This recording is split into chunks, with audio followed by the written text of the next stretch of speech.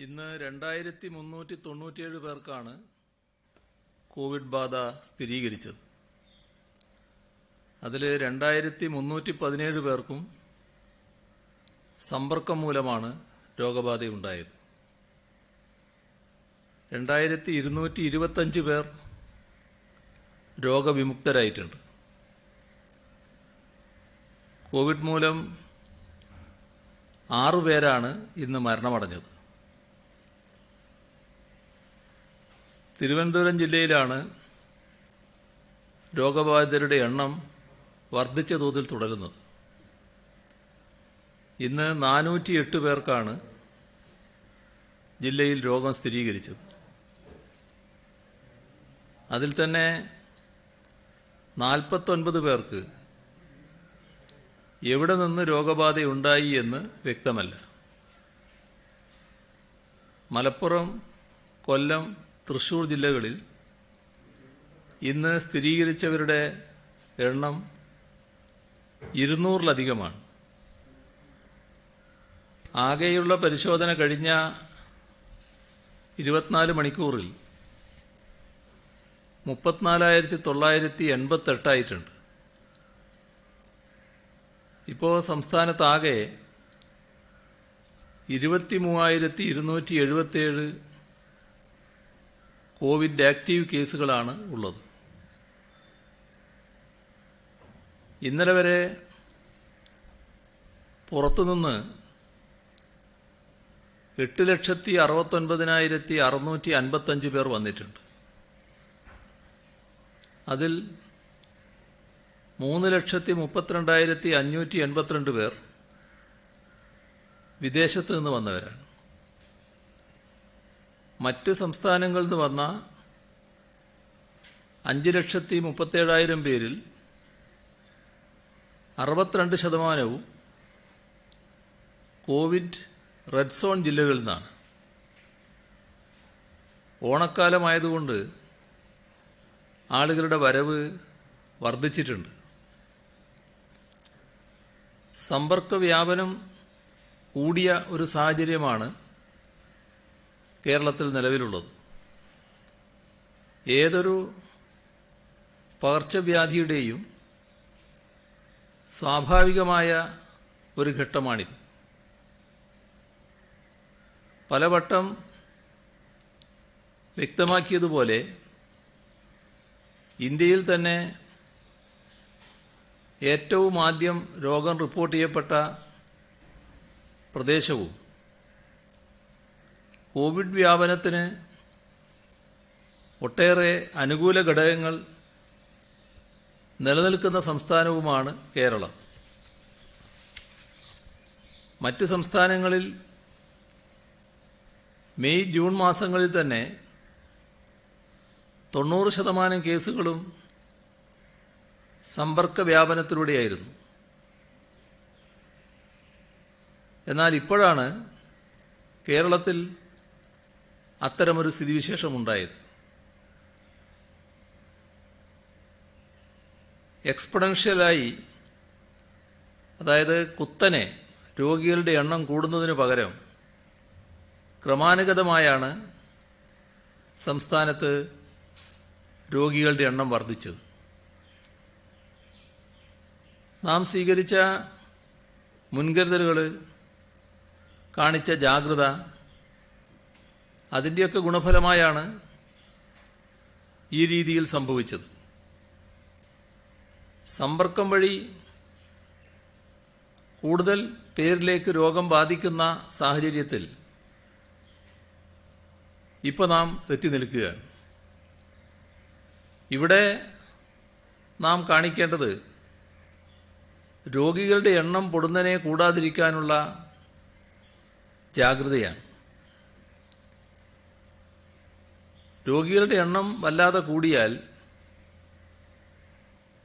മരണത്തിൻ്റെ എണ്ണവും വല്ലാതെ കൂടിയേക്കാം. നമ്മുടെ ആരോഗ്യ സംവിധാനങ്ങൾക്ക് കൈകാര്യം ചെയ്യാൻ പറ്റാത്ത തരത്തിലുള്ള സ്ഥിതിയിലേക്ക് കാര്യങ്ങൾ എത്തിയേക്കാം.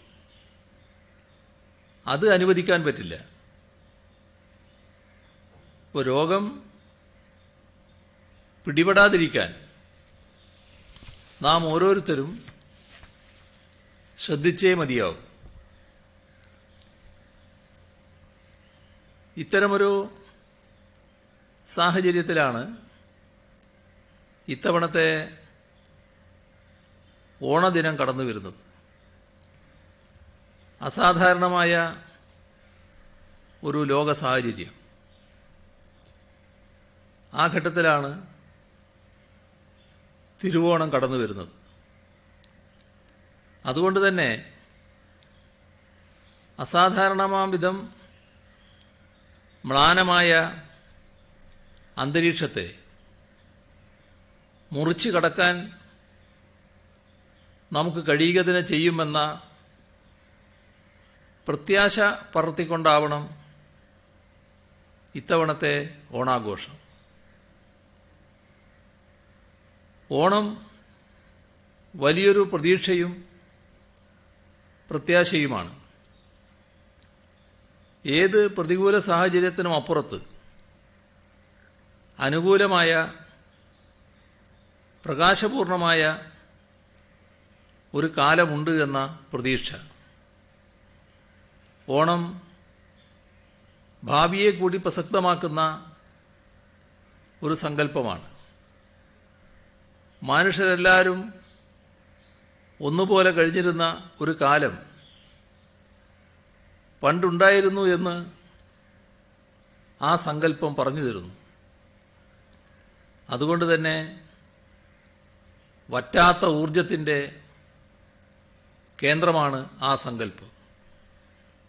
എല്ലാ മനുഷ്യരും ഒരുമയിൽ, സമത്വത്തിൽ, സ്നേഹത്തിൽ, സമൃദ്ധിയിൽ കഴിയുന്നൊരു കാലം ഉണ്ടാവണമെന്നാഗ്രഹിച്ച് അതിനായി യത്നിക്കുന്ന ആർക്കും അളവിൽ കവിഞ്ഞ പ്രചോദനം പകർന്നു തരുന്നതാണ് ആ സങ്കല്പം.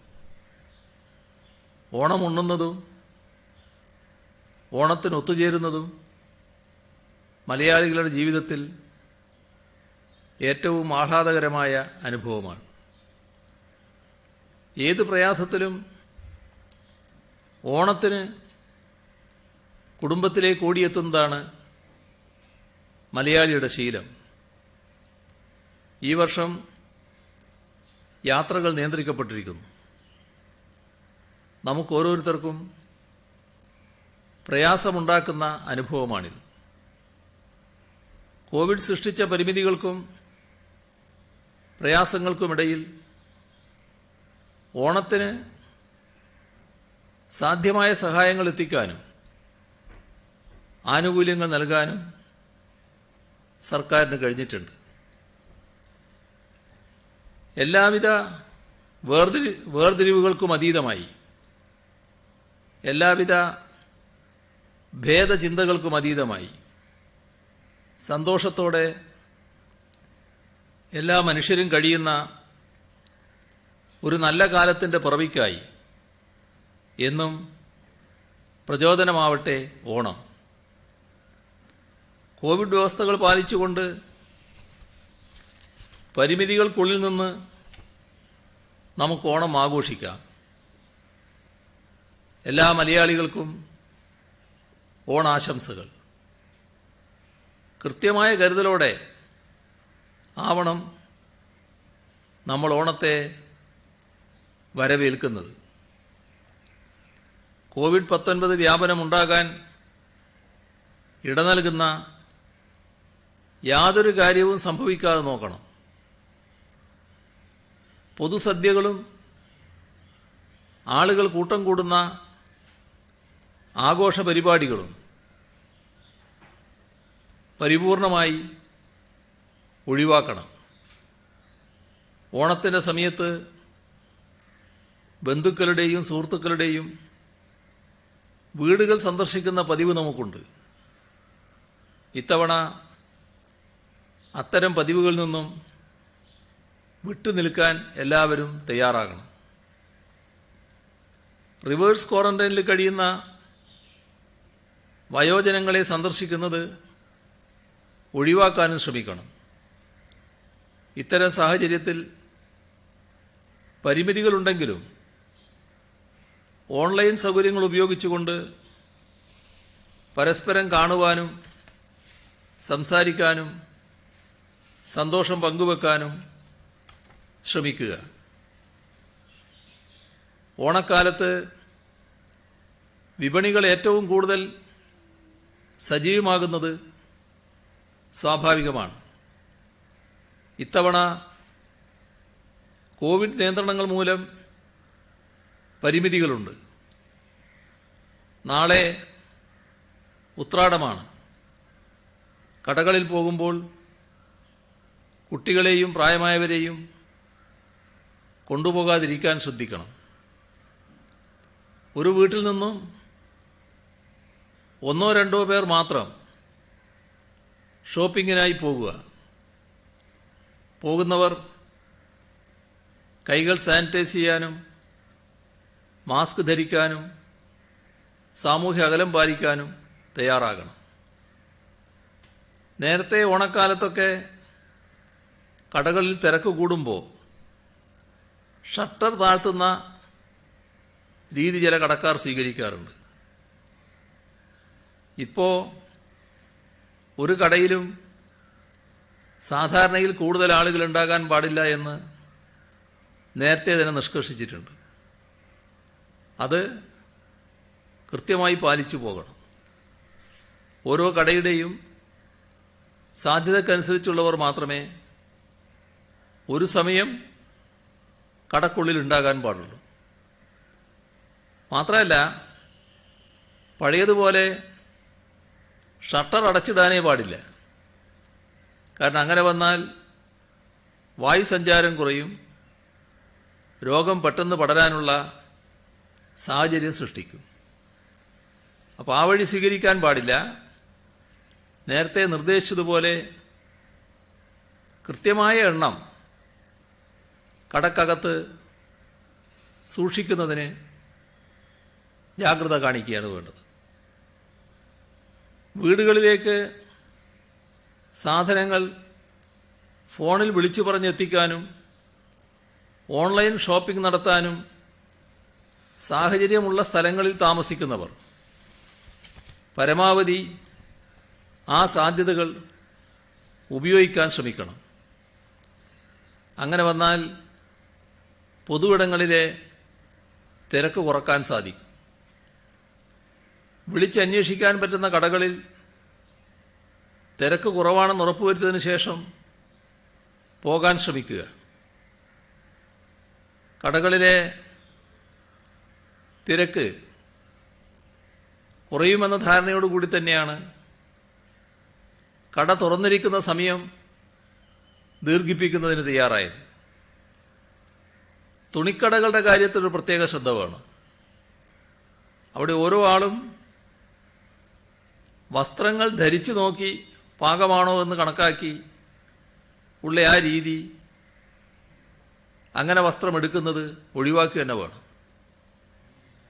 കടകളിൽ കയറിയാൽ ആവശ്യമുള്ള സാധനങ്ങൾ മാത്രം എടുക്കാനാണ് ശ്രദ്ധിക്കേണ്ടത്.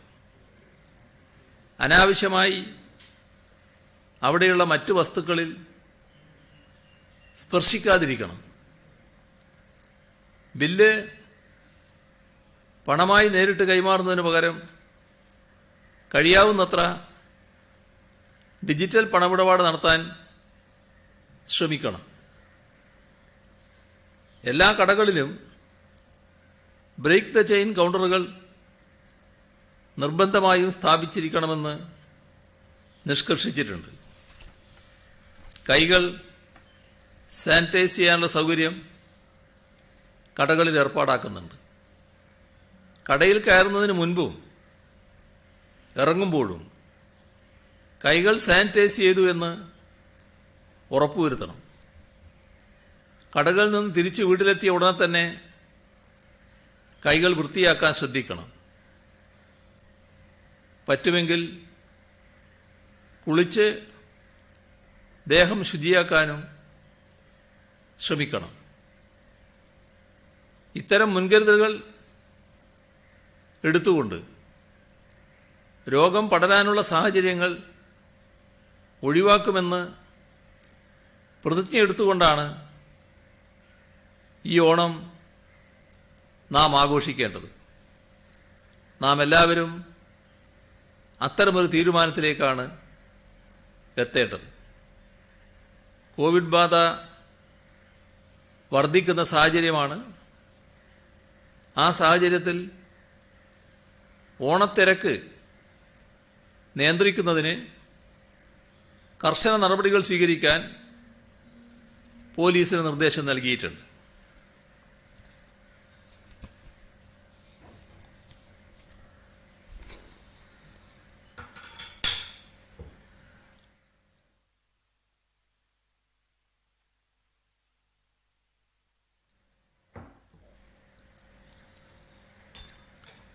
കോന്നിയിലെ പോപ്പുലർ ഫിനാൻസ് എന്ന സ്ഥാപനവുമായി ബന്ധപ്പെട്ട സാമ്പത്തിക തട്ടിപ്പ് അന്വേഷിക്കാൻ പത്തനംതിട്ട ജില്ലാ പോലീസ് മേധാവി KG സൈമണിൻ്റെ നേതൃത്വത്തിൽ 25 പേരടങ്ങുന്ന പ്രത്യേക സംഘത്തിന് രൂപം നൽകിയിട്ടുണ്ട്.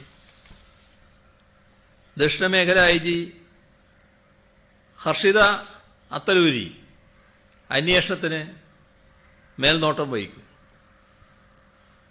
ഈ തട്ടിപ്പുമായി ബന്ധപ്പെട്ട് വിദേശത്ത് സാമ്പത്തിക ഇടപാടുകൾ നടന്നതായി സംശയിക്കുന്ന സാഹചര്യത്തിൽ അന്വേഷണത്തിന് ഇന്റർപോളിൻ്റെ സഹായം തേടും. തട്ടിപ്പുമായി ബന്ധപ്പെട്ട് കേരള പോലീസ് ലുക്കൌട്ട് നോട്ടീസ് പുറപ്പെടുവിച്ചതിനെ തുടർന്ന് ഡൽഹി വിമാനത്താവളത്തിൽ പിടിയിലായ സ്ഥാപന ഉടമകളുടെ 2 മക്കളെ ഇന്ന് ഉച്ചയ്ക്ക് ശേഷം പത്തനംതിട്ടയിൽ എത്തിച്ചിട്ടുണ്ട്.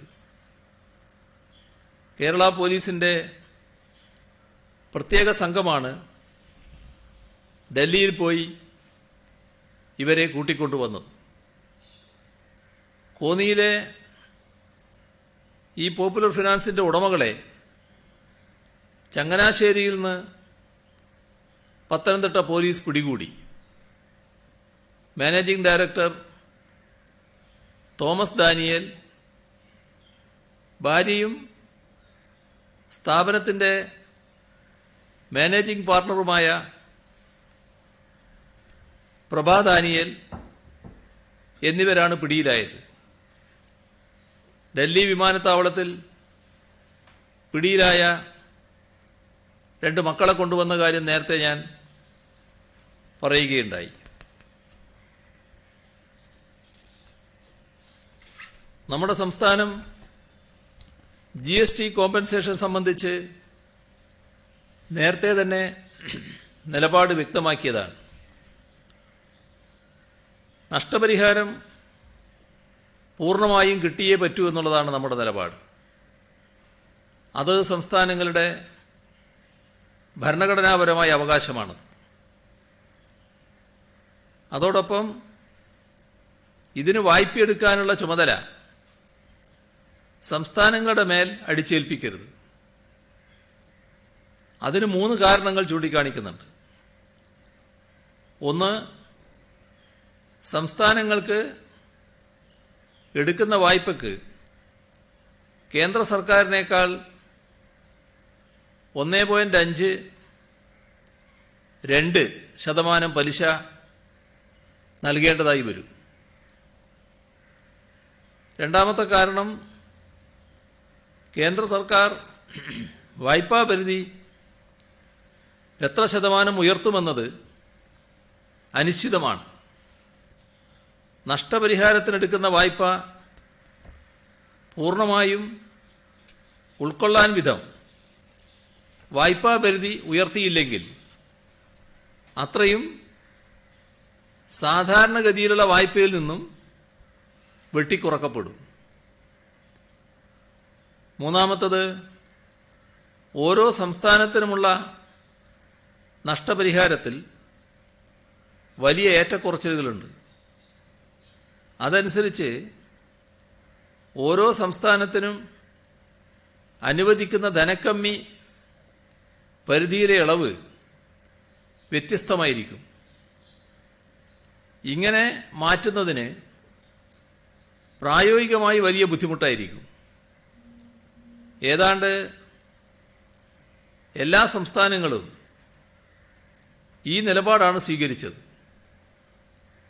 ഈ ഘട്ടത്തിൽ കേന്ദ്രം ഒരു പുതിയ സിദ്ധാന്തവുമായി വന്നു. GST വരുമാന നഷ്ടത്തെ രണ്ടായി തിരിച്ചു കാണണമെന്ന് ആവശ്യപ്പെട്ടു.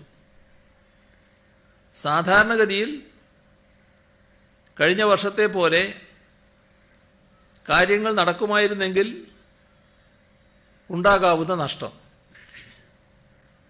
കോവിഡ് മൂലമുണ്ടായ നഷ്ടം, ഇത് രണ്ടും വേർതിരിച്ചു വേണം നഷ്ടപരിഹാരം കണക്കാക്കാൻ എന്നായിരുന്നു ഉയർത്തിയ വാദം. ഉദാഹരണത്തിന് 2020-21 റവന്യൂ ഗ്യാപ്പ് 3 ലക്ഷം കോടി രൂപയായിരിക്കുമെന്നാണ് കണക്ക്. എന്നാൽ GST നഷ്ടപരിഹാര സെസ്സിൽ നിന്നും 70,000 കോടി രൂപയെ പിരിയും. അപ്പോൾ ബാക്കി 2,30,000 കോടി രൂപ നഷ്ടപരിഹാരം നൽകാനുള്ള പണം എവിടെ നിന്ന് കിട്ടും? ഈ 2,30,000 കോടി രൂപയിൽ പകുതി സാധാരണഗതിയിൽ GST വരുമാന ഇടിവിന്റെ ഫലമായ നഷ്ടമാണ്. ഈ നഷ്ടം കേന്ദ്രം വായ്പയെടുത്തു തരാം. ബാക്കിയുള്ളതിന് വായ്പയെടുക്കാനുള്ള ഉത്തരവാദിത്വം സംസ്ഥാനങ്ങൾ വഹിക്കണം. ഇത് സ്വീകാര്യമല്ലെങ്കിൽ രണ്ടാമതൊരു നിർദ്ദേശം കൂടി കേന്ദ്രം മുന്നോട്ട് വെച്ചു. 2020-21 സാമ്പത്തിക വർഷത്തെ കോമ്പൻസേഷനുള്ള തുക പൂർണ്ണമായും സംസ്ഥാനങ്ങൾ കടമെടുക്കുന്നതിന് റിസർവ് ബാങ്കുമായി കേന്ദ്രം നേരിട്ടിടപെട്ട് സഹായം നൽകും. സംസ്ഥാനങ്ങളുടെ കടമെടുപ്പ് പരിധിയെ FRBM ഇതെങ്ങനെ ബാധിക്കുമെന്നത് വ്യക്തമാക്കിയിട്ടില്ല. രണ്ട് നിർദ്ദേശങ്ങളിലും തിരിച്ചടവ് സെസ് ഫണ്ടിൽ നിന്നായിരിക്കും. ഇതിനായി സെസ് പിരിവ് നിലവിലെ കാലാവധി 5 വർഷത്തിൽ നിന്നും 2-3 വർഷം കൂടി ഉയർത്തും. എന്തായാലും GST കോമ്പൻസേഷൻ തുകയെ കോവിഡ് മൂലമുള്ളത്, സാധാരണഗതിയിലുള്ളത് എന്നിങ്ങനെയുള്ള വേർതിരിവ് നിയമപരമല്ല. ഇത് ഭരണഘടനാ വിരുദ്ധമാണ്. അതുപോലെ കേന്ദ്രം ഇത് വായ്പയെടുത്ത് നൽകുകയും വേണം. കൗൺസിലിൽ സമാനമായ നിലപാട് സ്വീകരിച്ച ധനമന്ത്രിമാരുടെ യോഗം തിങ്കളാഴ്ച ഉച്ചകഴിഞ്ഞ് വീഡിയോ കോൺഫറൻസ് വഴി നടത്തുവാൻ ശ്രമിക്കുകയാണ്. എല്ലാവരെയും ഏകോപിച്ചൊരു നിലപാട് സ്വീകരിക്കാനാണ് കേരളം ശ്രമിക്കുന്നത്. കോഴിക്കോട് ജില്ലയിലെ കടലുണ്ടിയിൽ നിന്നും ഏതാണ്ട് 17 നോട്ടിക്കൽ മൈൽ അകലെ അപകടത്തിൽപ്പെട്ട ഫിഷിംഗ് ബോട്ടിലുണ്ടായിരുന്ന 6 മത്സ്യത്തൊഴിലാളികളെ രക്ഷിക്കാൻ കഴിഞ്ഞിട്ടുണ്ട്.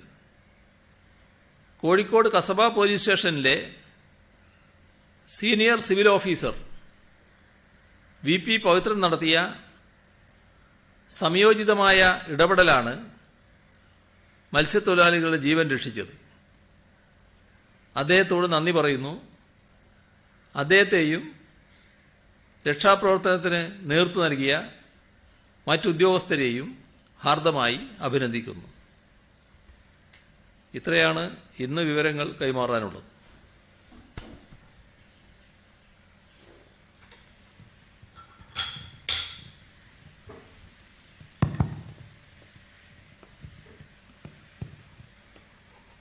സിഎം, ഈ സ്വർണ്ണക്കടത്ത് കേസുമായി ബന്ധപ്പെട്ട് അതിൽ കഴിഞ്ഞ ദിവസം കസ്റ്റംസ് ജനം ടിവിയുടെ കോർഡിനേറ്റ് എഡിറ്റർ അനിൽ നമ്പ്യാരെ ചോദ്യം ചെയ്തു.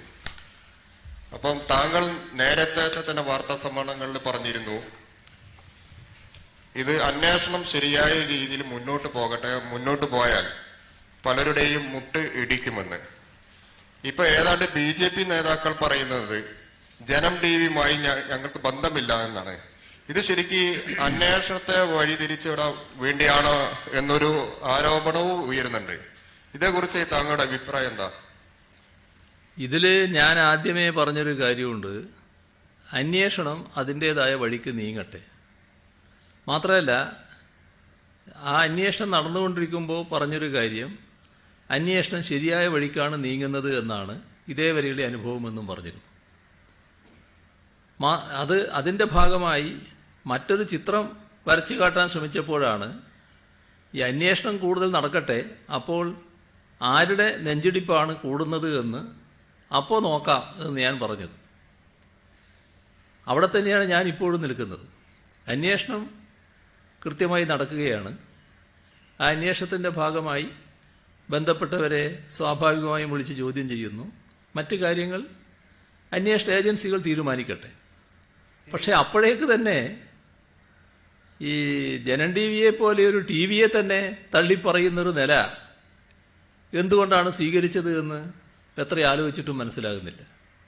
അതൊരു കടന്ന കൈയായിപ്പോയി എന്നാണ് തോന്നുന്നത്. അത് നാടിൻ്റെ മുന്നിൽ അങ്ങനെ സംസാരിച്ചവർ പരിഹാസ്യമാകുന്ന നിലയാണല്ലോ ഉണ്ടാകുക. എല്ലാവർക്കും അറിയാലോ വസ്തുത. അപ്പോൾ ടിവിയെ അങ്ങനെ തള്ളി പറയേണ്ടതുണ്ടായിരുന്നില്ല എന്നും തോന്നുകയാണ്. ഈ കേസിൽ CPM BJP ബന്ധമാണല്ലോ പ്രതിപക്ഷ നേതാവ് ആരോപിക്കുന്നത്. അങ്ങനെ എന്തെങ്കിലും ബന്ധം ഉണ്ടോ? അദ്ദേഹത്തിന് ചില സമയത്ത് എന്താണ് പറയേണ്ടത് എന്നൊരു പിടികിട്ടില്ല. അതിൻ്റെ ഭാഗമായുള്ള പല വർത്തമാനങ്ങളും അദ്ദേഹം പറയാറുണ്ട്. ഇതിൽ അതിൻ്റെ ഭാഗമായി വന്ന ഒരു പറച്ചിലെന്ന് മാത്രമേ അതിനെ കാണേണ്ടതായിട്ടുള്ളൂ. സ്വർണം വന്നത് നയതന്ത്ര ബാഗേജിലല്ല എന്ന് ആദ്യം പറഞ്ഞത് കേന്ദ്രമന്ത്രി V. മുരളീധരനാണ്. ഇന്നലെ ജനം ടിവിയുടെ കോർഡിനേറ്ററെ ചോദ്യം ചെയ്യാനുള്ള കാരണം ഈ സ്വപ്നയോട് അനിൽ നമ്പ്യാർ പറഞ്ഞു ഇത് നയതന്ത്ര ബാഗേജിലല്ല വന്നത് എന്ന് പറയണം എന്നതിന്റെ അടിസ്ഥാനത്തിലാണ്. അന്നേരം ഇത് തമ്മിലൊരു കണക്ഷൻ ഉണ്ടെന്ന് തോന്നുന്നുണ്ട്. ഈ നെഞ്ചെടുപ്പ് കൂടും എന്ന് CM പറയുന്നത് V. മുരളീധരന്റെ ഉദ്ദേശമാണോ? ഞാൻ ഏത് വ്യക്തിയെ ഉദ്ദേശിച്ചു എന്നുള്ളത് ഒരു പ്രസക്തമേ അല്ല. ഇതൊരു തെറ്റായ രീതിയിൽ കാര്യങ്ങൾ അവതരിപ്പിച്ചു പോകുമ്പോൾ അത് ഏതെല്ലാം തരത്തിൽ തിരിച്ചു വരാനിടയുണ്ട്, അല്ലെങ്കിൽ തിരിഞ്ഞു പോകാനിടയുണ്ട് എന്ന തോന്നലിൻ്റെ ഭാഗമായിട്ടാണ് ഞാനത് പറഞ്ഞത്. ആരെയും വ്യക്തിപരമായി മനസ്സിൽ വെച്ചുകൊണ്ട് ഞാൻ പറഞ്ഞതല്ല. അതേസമയം ഇത്തരം കാര്യങ്ങളിൽ സാധാരണഗതിയിലുള്ള അന്വേഷണം നടന്നാൽ യഥാർത്ഥ കുറ്റവാളികളിലേക്ക് എത്തുമെന്ന് ഉറപ്പാണ്. ആ കുറ്റവാളികളായിട്ടുള്ളവർ, അല്ലെങ്കിൽ ഇപ്പോൾ അന്വേഷണത്തിന് വിധേയരായിട്ടുള്ളവർ ആരുമായിട്ടൊക്കെ ബന്ധപ്പെട്ടവരാണെന്ന് ഇതിനകം തന്നെ വ്യക്തമായിട്ടുണ്ട്. അത് ആ വഴിക്ക് നടക്കട്ടെ. അതിൻ്റെ ഭാഗമായി ആളുകൾ ആരാണ് എന്നുള്ളത് പുറത്തു വരട്ടെ. ഈ കഴിഞ്ഞ ദിവസം മാഹി ബൈപ്പാസ് പാലം തകർന്നതുമായി ബന്ധപ്പെട്ട് ഇന്ന് പ്രതിപക്ഷ നേതാവ് പറഞ്ഞിരിക്കുന്നത് അതിൽ സംസ്ഥാന സർക്കാർ കൈയൊഴിയുകയാണ്, സംസ്ഥാന സർക്കാരിനും അതിന് പങ്കുണ്ട് എന്ന രീതിയിലുള്ള ഒരു ആരോപണമാണ് അദ്ദേഹം ഉന്നയിച്ചിരിക്കുന്നത്. ഇതേക്കുറിച്ച് എന്താണ് മുഖ്യമന്ത്രി എന്ന നിലയ്ക്ക് താങ്കൾക്ക് പറയാനുള്ളത്? അതും അദ്ദേഹത്തിൻ്റെ ഞാൻ നേരത്തെ പറഞ്ഞ ഒരു പ്രത്യേകതയുടെ ഭാഗമായിട്ട് ഉള്ള ചില പരാമർശങ്ങളാണ് വന്നിട്ടുള്ളത്. അദ്ദേഹം ആ പാലം പഞ്ചവടിപ്പാലം പോലെയായി എന്ന് പറഞ്ഞതായിട്ട് കാണുന്നുണ്ട്. ഏതായാലും പഞ്ചവടിപ്പാലത്തിൻ്റെ കാര്യം ഇടയ്ക്കിങ്ങനെ ഓർമ്മിക്കുന്നത് നല്ലത് തന്നെയാണ്. കേന്ദ്ര സംസ്ഥാന സർക്കാരുകൾക്ക് ഉത്തരവാദിത്വമുണ്ട് എന്ന് പറഞ്ഞുകൊണ്ടാണ് അദ്ദേഹം പറഞ്ഞത് നേട്ടത്തിൽ അഭിമാനിക്കുന്നവർ പരാജയവും ഏറ്റെടുക്കണമെന്ന്. അത് ഒറ്റപ്പെട്ടൊരു തോന്നലല്ല. ആ ബൈപ്പാസ് ഉദ്ഘാടനം ചെയ്തത് അതിൻ്റെ നിർമ്മാണ പ്രവർത്തനം മുഖ്യമന്ത്രിയാണെന്നുള്ള പ്രചരണം മറ്റൊരു വഴിക്ക് അഴിച്ചുവിടുന്നുമുണ്ട്. ഇതിൽ കേരളത്തിലെ നാഷണൽ ഹൈവേ വികസനവുമായി ബന്ധപ്പെട്ട പദ്ധതിയുടെ ഭാഗമായിട്ടാണ് ഇതിനെ കാണേണ്ടത്. നമ്മൾ കേരളത്തിൻ്റെ അഭിമാന പദ്ധതിയായി കാണുന്ന ഒന്നാണ് നാഷണൽ ഹൈവേ വികസന പദ്ധതി. അതിന് കേന്ദ്രത്തിൽ ആവശ്യമായ ഇടപെടൽ നടത്തി യാഥാർത്ഥ്യമാക്കുക എന്നത് സംസ്ഥാന സർക്കാർ ചെയ്യേണ്ട പ്രാഥമികമായൊരു ഉത്തരവാദിത്തമാണ്. അതിനാണ് സർക്കാർ ശ്രമിച്ചത്. അപ്പോഴാണ് ഭൂമിയെടുപ്പിനുള്ള പണത്തിൻ്റെ ഒരു ഭാഗം സംസ്ഥാനം വഹിക്കണമെന്ന് നിർദ്ദേശം വന്നത്. ആ പണം നൽകാൻ നമ്മൾ തയ്യാറായി. അതിൽ നാം കാണേണ്ടത് ഒരു ഭാഗം നമ്മൾ കൊടുക്കുന്നു എന്നതിൻ്റെ അർത്ഥം നമ്മളല്ല അതിൻ്റെ പണം മുഴുവൻ കൊടുക്കുന്നത്. കേന്ദ്ര സർക്കാർ തന്നെയാണ് പണം കൊടുക്കുന്നത്. കേന്ദ്ര സർക്കാരിൻ്റെ ബാധ്യതയായിട്ടാണത് വരുന്നത്. സർക്കാർ ചെയ്യുന്ന സഹായം എന്താ? സർക്കാർ ചെയ്യുന്ന സഹായം, സംസ്ഥാന സർക്കാർ ചെയ്യുന്ന സഹായം ആ ഭൂമി കലക്ടർമാർ വഴി ഏറ്റെടുക്കാനുള്ള നടപടിയാണ്. ആ സഹായം UDF സർക്കാരിൻ്റെ കാലത്ത് ചെയ്യാത്തത് കൊണ്ടാണ്, ആ ഭാഗത്ത് ഒരു നടപടിയും സ്വീകരിക്കാത്തത് കൊണ്ടാണ് നമ്മുടെ കേരളത്തിൽ നാഷണൽ ഹൈവേ വികസനം തീരെ നടക്കാതെ പോയത്. പക്ഷേ LDF സർക്കാർ വന്നപ്പോൾ കേന്ദ്രവുമായി നിരന്തരം ചർച്ച നടത്തി. നേരത്തെ അത് വ്യക്തമാക്കിയതാണ്. എത്രയോ തവണ കേന്ദ്രമന്ത്രിയെ കണ്ടു. അതിൻ്റെയൊക്കെ തുടർച്ചയായിട്ടാണ് ഭൂമി വില വളരെ കൂടുതലാണ്, അപ്പോൾ ആ വിലക്ക് ഞങ്ങൾക്ക് എടുക്കാൻ പ്രയാസമുണ്ട്, നിങ്ങൾ പകുതി തരണം എന്നൊരു നിലപാടെടുത്തത്. അപ്പം അതുമായി ബന്ധപ്പെട്ട് പിന്നെ ചർച്ച തുടങ്ങി. അങ്ങനെയാണ് 25% സംസ്ഥാനം നൽകാമെന്ന വ്യവസ്ഥ അംഗീകരിച്ചത്. അപ്പോൾ UDF കാലത്ത് നടക്കാതിരുന്നത്, അല്ലെങ്കിൽ ഒരു നടപടിയും സ്വീകരിക്കാതിരുന്ന ഒരു കാര്യത്തിൽ ഇപ്പോൾ കാര്യക്ഷമതയോടെ നടപ്പാക്കുന്ന നിലയാണ് സംസ്ഥാന സർക്കാർ സ്വീകരിച്ചത്. അതുകൊണ്ട് നാഷണൽ ഹൈവേ വികസനം എന്നത് സംസ്ഥാനത്തിൻ്റെ അഭിമാന പദ്ധതിയാണ് എന്ന് ഒരു തരത്തിൽ പറയാം. പക്ഷേ അതിനർത്ഥം എന്താ? പദ്ധതിയുടെ നടത്തിപ്പ് സംസ്ഥാനം നടത്തുമെന്നല്ല. സംസ്ഥാനത്തിനല്ല അതിൻ്റെ ഉത്തരവാദിത്വം. സംസ്ഥാനത്തിന് പ്രവൃത്തി നടത്താനുള്ള യാതൊരു ചുമതലയുമില്ല. ഭൂമിയെടുപ്പിൽ സംസ്ഥാനം സഹകരിച്ചില്ലെങ്കിൽ ആ പദ്ധതി നടക്കില്ലായിരുന്നു. ഭൂമി ഏറ്റെടുക്കലെന്ന ഒറ്റ പ്രശ്നത്തിൽ കുരുങ്ങി അനിശ്ചിതത്വത്തിലായ പദ്ധതിയാണ് സംസ്ഥാന സർക്കാർ ഇടപെട്ട് യാഥാർത്ഥ്യത്തിലേക്ക് നയിച്ചത്. ഇതിലെ ഓരോ പ്രവൃത്തിയുടെയും എസ്റ്റിമേറ്റ് തയ്യാറാക്കുന്നത്, DPR തയ്യാറാക്കുന്നത്, ടെൻഡർ ചെയ്യുന്നത്, കരാറുകാരെ നിശ്ചയിക്കുന്നത്, കരാർ വെക്കുന്നത്, പ്രവൃത്തിയുടെ നിർവഹണം നടത്തുന്നത്, മേൽനോട്ടം വഹിക്കുന്നത്, ഗുണനിലവാരം പരിശോധിക്കുന്നത്, അളവെടുക്കുന്നത്, കരാറുകാരന് പണം നൽകുന്നത് എല്ലാം കേന്ദ്ര സർക്കാരിൻ്റെ ദേശീയപാത അതോറിറ്റിയാണ്. സംസ്ഥാന സർക്കാരിൻ്റെ എഞ്ചിനീയർമാർക്കോ സർക്കാരിനോ ഇതിലൊരു ചുമതലയുമില്ല.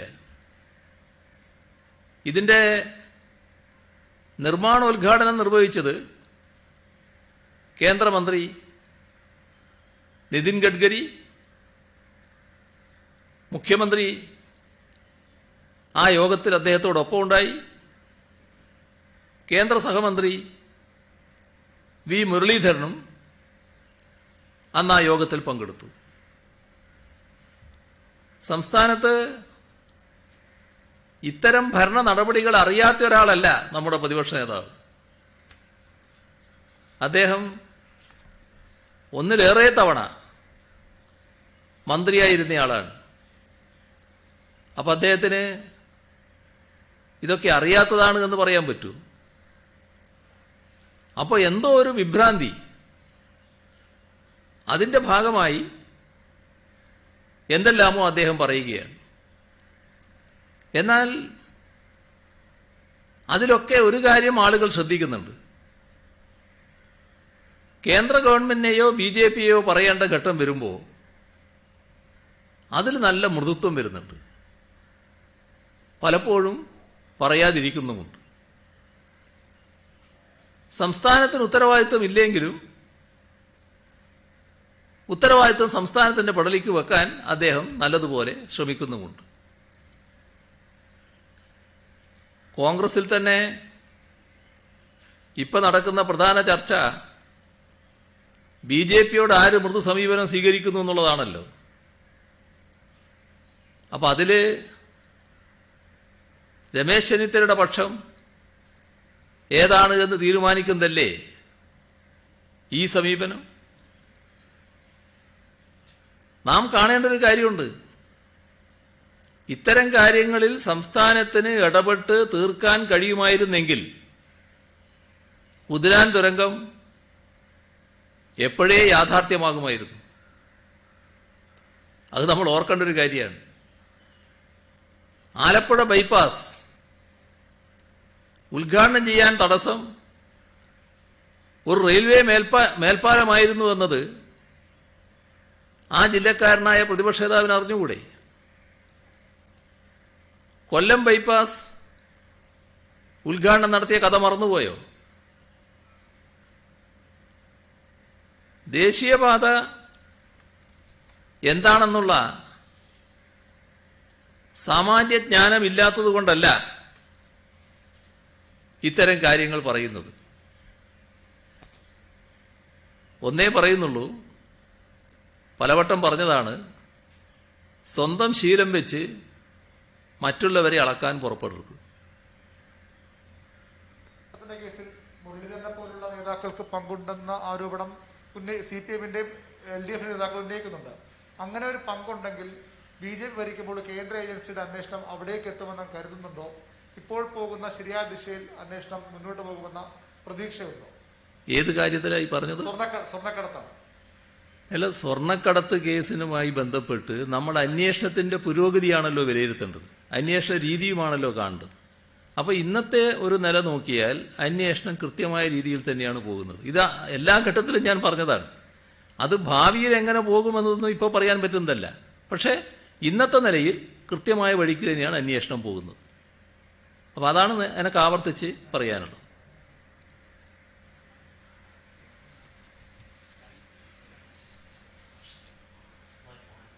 ശബ്ദമില്ല. ഹലോ CM, ഈ സ്വർണ്ണക്കടത്തിൽ അന്വേഷണം നടക്കട്ടെ എന്ന് അങ്ങ് പറയണ്ടേ? ശരിയായ രീതിയിലാണ് അന്വേഷണം എന്ന് പറയുന്നു. ലൈഫിൽ ഒരുപാട് അഴിമതികൾ, തട്ടിപ്പുകളൊക്കെ പുറത്തു വന്നു. അതിൽ സർക്കാരിൻ്റെതായ ഒരു അന്വേഷണം വേണ്ടേ? അല്ലെങ്കിൽ കേന്ദ്രത്തോട് ഇക്കാര്യം ആവശ്യപ്പെടുന്നുണ്ടോ? അത് ഞാൻ പറഞ്ഞതാണ് നേരത്തെ തന്നെ. സംസ്ഥാന സർക്കാരുമായി ബന്ധപ്പെട്ട് അതിലെന്ത് ചെയ്യണമെന്നുള്ള കാര്യത്തിൽ ചില വിവരങ്ങൾ ശേഖരിച്ചു വരുന്നുണ്ട്. അത് പൂർത്തിയായെന്ന മുറക്ക് അതിന്റെ നടപടികളിലേക്ക് നീങ്ങും. പത്രം പോലും നൽകുന്നില്ല എന്നാണ് പ്രതിപക്ഷ നേതാവിന്റെ പരാതി. ഏത്? ധാരണാപത്രം പോലും ചോദിച്ചിട്ട് നൽകിയിട്ടില്ല എന്നാണ് പ്രതിപക്ഷ നേതാവ് ആവർത്തിക്കുന്നത്. അല്ല, ഞാൻ പറഞ്ഞത് തന്നെയാണ്. CM അങ്ങ് സൂചിപ്പിച്ചത്, ഇതിലിപ്പോ പ്രതിപക്ഷ നേതാവ് സൂചിപ്പിച്ചൊരു കാര്യം എന്ന് പറയുന്നത് ഈ അന്വേഷണം വഴിതിരിച്ചുവിടാനുള്ള നീക്കമാണ് നടക്കുന്നത് എന്നാണ്. അത് BJPയും കേന്ദ്ര സർക്കാരും സംസ്ഥാന സർക്കാരും ചേർന്നുള്ള ഒത്തുകളിയാണ് എന്നും ആരോപണമുണ്ട്. ഇതിപ്പോൾ അങ്ങ് ചിരിച്ചു തള്ളുമ്പോഴും ഈ വിഷയത്തിൽ അങ്ങയുടെ ഓഫീസിലെ ഉന്നതരടക്കം പ്രതിക്കൂട്ടിലാണ്. പ്രതിപക്ഷ നേതാവ് അടക്കമുള്ളവർ ചൂണ്ടിക്കാണിക്കുന്നത് അന്വേഷണ ഉദ്യോഗസ്ഥർ തെളിവുകൾ ശേഖരിക്കുന്നതിൽ കാലവിളംബം വരുത്തുന്നുവെന്നാണ്.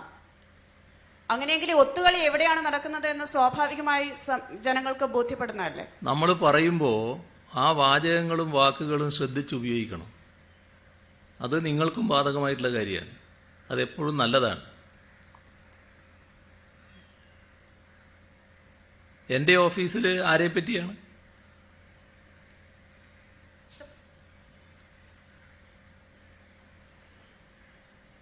കേൾക്കാമോ സി എം?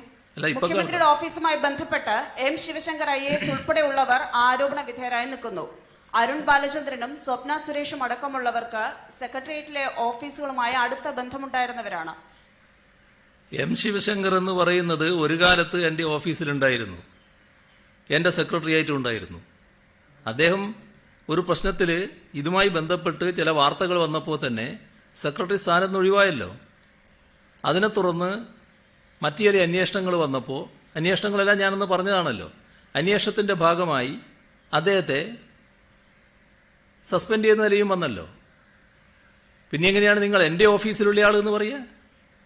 എൻ്റെ ഓഫീസിൽ ഉണ്ടായിരുന്നെന്ന് പറഞ്ഞാൽ ശരിയാണ്, നേരത്തെ ഉണ്ടായിരുന്നാന്ന്. ഇപ്പോഴെങ്ങനെയാണ് എൻ്റെ ഓഫീസിന് അതിന് ഉത്തരവാദിത്തം വരിക? ഇതാണ് ഞാൻ പറയുന്നത്. ചില ഉദ്ദേശങ്ങളോടെ ചില വാർത്തകൾ ചമച്ച് ചില പ്രചരണങ്ങൾ നടത്തി പോകുന്ന ഘട്ടത്തിലാണ് ഞാൻ പറഞ്ഞിരുന്നത് അന്വേഷണം ശരിയായ വഴിക്ക് നടക്കട്ടെ, ആരൊക്കെയാണ് അതിൽ ഉൾപ്പെടുന്നത് അവരെയെല്ലാം കണ്ടെത്തട്ടെ, അപ്പോൾ ആരുടെ നെഞ്ചിടിപ്പാണ് വർദ്ധിക്കുന്നത് എന്ന് അപ്പോൾ കാണാം എന്ന്. അത് തന്നെയാണ് ഞാൻ ഇപ്പോഴും പറഞ്ഞത്. ഇവിടെ CCTV ദൃശ്യങ്ങൾ അടക്കമുള്ളവ ശേഖരിക്കുന്നതിൽ കാലവിളംബം നേരിടുന്നുവെന്നും അന്വേഷണം നേരായ ദിശയിലല്ല എന്ന് സംശയിക്കുന്നതായും ആരോപണമുണ്ട്.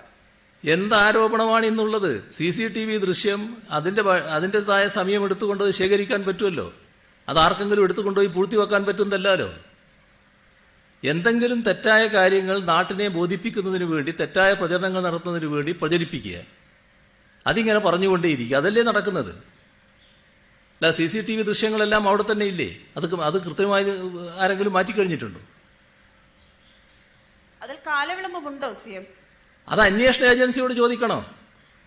അന്വേഷണ ഏജൻസിക്ക് അതുമായി ബന്ധപ്പെട്ട് കൃത്യമായ ധാരണയുണ്ട്.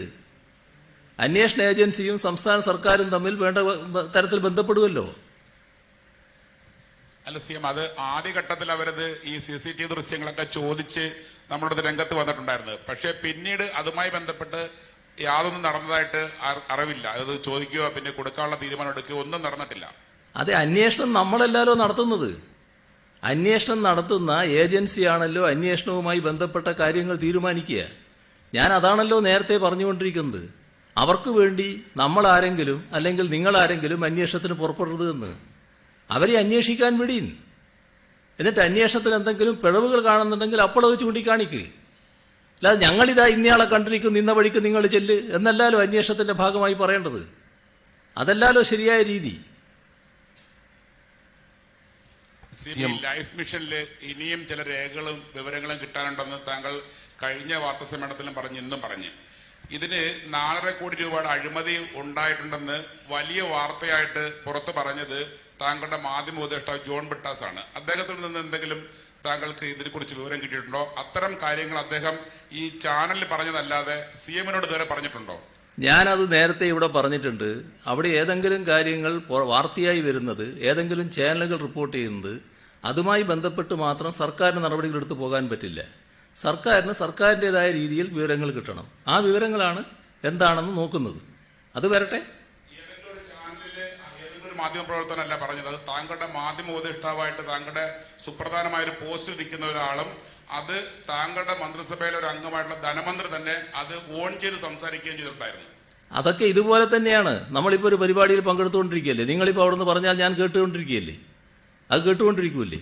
എൻ്റെ മാധ്യമ ഉപദേഷ്ടാവ് എന്ന് പറയുന്നയാൾ എനിക്കെന്തെങ്കിലും ആവശ്യം വന്നാൽ ഞാൻ ഉപദേശം തേടേണ്ട ഒരാളാണ്. അല്ലാതെ അയാൾ സ്ഥിരമായിട്ട് എൻ്റെ ഓഫീസിലിരിക്കുന്നയാളോ എൻ്റെ ഗവൺമെൻറ്റുമായി ബന്ധപ്പെട്ട പ്രവർത്തനങ്ങളുടെ എല്ലാ കാര്യങ്ങളും അറിയുന്നയാളോ അല്ല, ഗവൺമെൻറ് രഹസ്യങ്ങൾ അറിയുന്നയാളല്ല, അതുമായി ബന്ധപ്പെട്ട ഫയലുകൾ കാണുന്നയാളല്ല. സാധാരണഗതിയുള്ള നിങ്ങളെപ്പോലെ തന്നെയുള്ളൊരു മാധ്യമ പ്രവർത്തകൻ. എനിക്കെന്തെങ്കിലും പ്രത്യേകമായ ചില കാര്യങ്ങൾ ഉപദേശം തേടേണ്ടതുണ്ടെങ്കിൽ അങ്ങനെ ഉപദേശം തേടാൻ പറ്റുന്ന ഒരാളെന്ന നിലക്ക് അദ്ദേഹത്തെ മാധ്യമ ഉപദേഷ്ടാവായി വെച്ചിട്ടുണ്ട്. അതെല്ലാം എല്ലാവർക്കും അറിയാവുന്നതല്ലേ. അങ്ങനെയാണെങ്കിൽ താങ്കളുമായി ബന്ധപ്പെട്ട അല്ലെങ്കിൽ നമ്മുടെ സർക്കാരിന്റെ ഒരു വകുപ്പിൽ നടന്ന വലിയൊരു അഴിമതിയെക്കുറിച്ച് അദ്ദേഹം താങ്കളോട് പറയേണ്ടതല്ലേ? അത് മാധ്യമങ്ങളോടാണ് പറയേണ്ടത്. അദ്ദേഹം നേരിട്ട് താങ്കളോട് പറയാൻ ഉത്തരവാദിത്തപ്പെട്ട ആളല്ലേ? വകുപ്പിൽ അഴിമതി നടന്നു എന്ന് അദ്ദേഹം പറഞ്ഞിട്ടില്ല. വകുപ്പുമായി ബന്ധപ്പെട്ടല്ലത്. റെഡ് ക്രസൻറ്റും ഏതെങ്കിലും ഒരു കോൺട്രാക്ടറും തമ്മിലുണ്ടായ ഇടപാടുകളിൽ ഏതെങ്കിലും കൂട്ടർ എന്തെങ്കിലും നടത്തിയിട്ടുണ്ടെങ്കിൽ അത് അദ്ദേഹത്തിന് പറയുന്നതിന് ഈ മാധ്യമ ഉപദേഷ്ടാവ് എന്നതിൽ ഒരു തടസ്സവും ഇല്ല. അത് സാധാരണ നിലക്ക് അദ്ദേഹത്തിന് സമൂഹത്തോട് വിളിച്ചു പറയും, അദ്ദേഹത്തിന് കിട്ടിയ വിവരം. അത് സ്വാഭാവികമായിട്ട് നിങ്ങളായാലും പറയും, ആരായാലും പറയും. അല്ലല്ലോ, അതായത് താങ്കളെ കൂടുതൽ വെട്ടിലാക്കുന്ന സംഭവമല്ലേ അത്? ഒരു താങ്കൾ വിശ്വസിച്ച ഒരാള് ആ പോയ ഭാഗത്ത് മുഴുവൻ പ്രശ്നം ഉണ്ടാക്കി.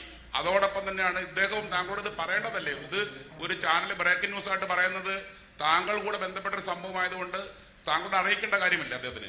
നിങ്ങളുടെ ചാനലിന് എന്തെങ്കിലും പ്രയാസം അദ്ദേഹത്തോടുണ്ടെങ്കിൽ അല്ലെങ്കിൽ അദ്ദേഹത്തിന്റെ ചാനലിനുണ്ടെങ്കിൽ അത് ആ വഴിക്ക് നോക്കിക്കോ. എന്റെ വഴിയിലൂടെ അത് തീർക്കാൻ വേണ്ടി നോക്കണ്ട. അദ്ദേഹം അദ്ദേഹത്തിൻ്റെതായ രീതിയിൽ കിട്ടിയ വിവരങ്ങൾ ശരിക്ക് പറഞ്ഞിരിക്കുന്നു. അത് നാടിനോട് വിളിച്ചു പറഞ്ഞിരിക്കുന്നു. ആ നാടിനോട് വിളിച്ചു പറയുന്നത് ഒരു തരത്തിലും ഗവൺമെന്റിനെ പ്രതികൂലാവസ്ഥയിലാക്കുന്നതല്ല, ഗവൺമെന്റ് ഏതെങ്കിലും ഒരു ഡിപ്പാർട്ട്മെന്റിനെ ബാധിക്കുന്ന ഒരു കാര്യമല്ല. റെഡ് ക്രസന്റ് ചെയ്യുന്ന കാര്യങ്ങളുടെ ഉത്തരവാദിത്വം ഗവൺമെന്റ് പടലിക്ക് വരുന്നുമില്ല. അതുവരെ ഈ കേസിൽ 1 കോടിയുടെ ആരോപണം മാത്രമായിരുന്നു ഉണ്ടായിരുന്നത്. പക്ഷെ അദ്ദേഹമാണ് 4.5 കോടി എന്ന് പറയുന്നത്. അപ്പോൾ ഈ പൊതുജനം എന്താണ് വിശ്വസിക്കേണ്ടത്? 1 കോടി അഴിമതിയെന്നോ 4.5 കോടി അഴിമതിയെന്നോ ആണ് വിശ്വസിക്കേണ്ടത്? അതിനെക്കുറിച്ചൊന്നും ആധികാരികമായി പറയാൻ എനിക്കിപ്പോൾ കഴിയില്ല. അതാണ് ഞാൻ പറഞ്ഞത്. അത് അദ്ദേഹത്തിന് കിട്ടിയ വിവരം അദ്ദേഹം പറയുന്നു. മറ്റു കാര്യങ്ങൾ എന്തെങ്കിലും ഉണ്ടെങ്കിൽ സർക്കാരിന്റെ കയ്യിൽ വിവരങ്ങൾ കിട്ടുന്ന മുറക്ക് പറയാം. അപ്പോൾ നിങ്ങളോട് പറയാം ഇതാണ് വിവരം എന്നുള്ളത്. റെഡ് ക്രസന്റ് ഒഴിഞ്ഞെന്ന് പറയുമ്പോൾ നമ്മുടെ സ്ഥലത്തല്ലേ CM, സർക്കാരിന്റെ സ്ഥലത്താണ് ബിൽഡിംഗ് പണിയുന്നത്. കരാർ 2 കമ്പനികൾ, ധാരണാപത്രം വേറൊരു കമ്പനി. അപ്പൊ അതിലൊക്കെ തന്നെ ഒരു പൊരുത്തക്കേടില്ലേ? അപ്പൊ നമുക്കത് അറിയില്ല, നമുക്ക് പങ്കില്ല എന്നുള്ള രീതിയിൽ മാറ്റി നിർത്താൻ കഴിയുമോ? അത് സർക്കാർ ചെയ്യേണ്ട കാര്യങ്ങൾ എന്ത് എന്നത് ഞാൻ നേരത്തെ പറഞ്ഞു. സർക്കാരിന്റെ ആ കാര്യങ്ങൾ പരിശോധിച്ചുകൊണ്ടിരിക്കുകയാണ്. എന്താണെന്ന് വിവരം കിട്ടട്ടെ. അതിന്റെ ഭാഗമായിട്ട് സർക്കാർ എന്തെങ്കിലും നടപടികൾ സ്വീകരിക്കുന്നുണ്ടെങ്കിൽ സ്വീകരിക്കുമെന്ന് പറഞ്ഞു. CM പറഞ്ഞു, സ്വർണ്ണക്കടത്തുമായി ബന്ധപ്പെട്ട് അങ്ങയുടെ മുൻ പ്രിൻസിപ്പൽ സെക്രട്ടറി ശിവശങ്കറിനെ മാറ്റി നിർത്തി. അതോടുകൂടി അക്കാര്യത്തിൽ സർക്കാർ കാര്യക്ഷമമായ നടപടി സ്വീകരിച്ചു എന്നാണ് പറഞ്ഞത്.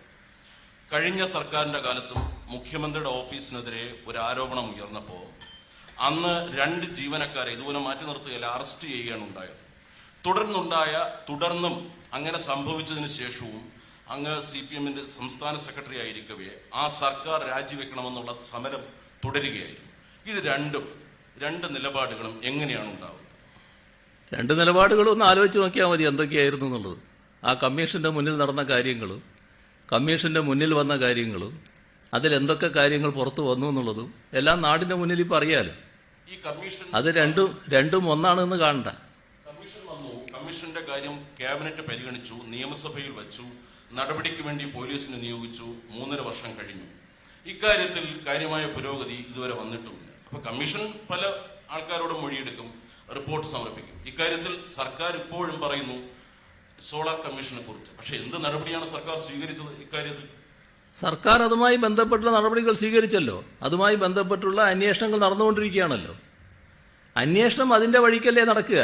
അന്വേഷണം നടക്കട്ടെ. ഓരോ കാര്യത്തിലും അങ്ങനെയല്ലേ അന്വേഷണം നടക്കുന്നത്. പറഞ്ഞത് M ശിവശങ്കറിനെ നീക്കി, അതുകൊണ്ട് ഇനി ആ ആരോപണത്തിന് കഴമ്പില്ല എന്നാണ്. പക്ഷെ അദ്ദേഹം താങ്കളുടെ ഓഫീസിൽ ഇരുന്നപ്പോഴാണ് ഈ കടത്ത് നടന്നത്. അദ്ദേഹത്തെ നീക്കിയതുകൊണ്ട് നടന്ന സംഭവങ്ങൾ ഇല്ലാതാവില്ലല്ലോ, ആ തെറ്റില്ലാതാവില്ലല്ലോ. മറ്റൊന്നുകൂടി സൂചിപ്പിക്കാൻ ഞാൻ പറഞ്ഞത് നിങ്ങൾ പറഞ്ഞതിനെ കുറിച്ചാണ്. നിങ്ങൾ പറഞ്ഞത് എന്റെ ഓഫീസിൽ ഉള്ളവരെ കുറിച്ച് കേസ് വരുന്നു എന്നാണ്. എന്റെ ഓഫീസിലുള്ള ആരാണെന്നാണ് ഞാൻ നിങ്ങളോട് ചോദിച്ചത്. അതിനാണ് ഞാൻ നിങ്ങളോട് പറഞ്ഞത് നിങ്ങൾ വാക്ക് ഉപയോഗിക്കുമ്പോൾ ശ്രദ്ധിക്കണം, വാചകം പറയുമ്പോൾ ശ്രദ്ധിക്കണമെന്ന്. അതാണ് നിങ്ങൾ മനസ്സിലാക്കേണ്ട കാര്യം. ശിവശങ്കർ നേരത്തെ എന്റെ സെക്രട്ടറി ആയിരുന്നു. അത് ഒരു വസ്തുതയാണ്. ശിവശങ്കർ എങ്ങനെയാണ് സെക്രട്ടറി സ്ഥാനത്ത് നിന്ന് പോയത് എന്ന് നിങ്ങൾക്കറിയാം. അതും ഞാനിവിടെ പറഞ്ഞു കഴിഞ്ഞു. അങ്ങനെയാണെങ്കിൽ നിങ്ങൾ പറയേണ്ടത് നിങ്ങളുടെ മുൻ സെക്രട്ടറി എന്നാണ്. അതല്ല നിങ്ങൾ പറഞ്ഞത്. അതുകൊണ്ടാണ് ഞാൻ ആ സമയത്ത് ഇടപെട്ടത്. തീർച്ചയായും CM. പക്ഷെ ഇപ്പോഴും ആ പ്രശ്നങ്ങൾ അവിടെ തന്നെ നിൽക്കുന്നുണ്ട്. അതിനെ പറ്റിയാണ് അന്വേഷണം നടക്കുന്നത്. എനിക്ക് മറ്റൊന്നുകൂടി സൂചിപ്പിക്കാനുണ്ട്. മന്ത്രി സുധാകരന്റെ മകന് ജനം ടിവിയിൽ ഷെയർ ഉണ്ടായെന്ന് അവർ തന്നെ പറഞ്ഞതാണ്. അതിനകത്ത് ആരെയൊക്കെ ഷെയർ ഉണ്ട് എന്ന് എനിക്കറിയില്ല. ഇനി സുധാകരന്റെ മകന് ആരൊക്കെ എവിടെയൊക്കെ ഷെയർ ഉണ്ടോ എന്നുള്ളതും എനിക്കറിയുന്ന കാര്യമല്ല.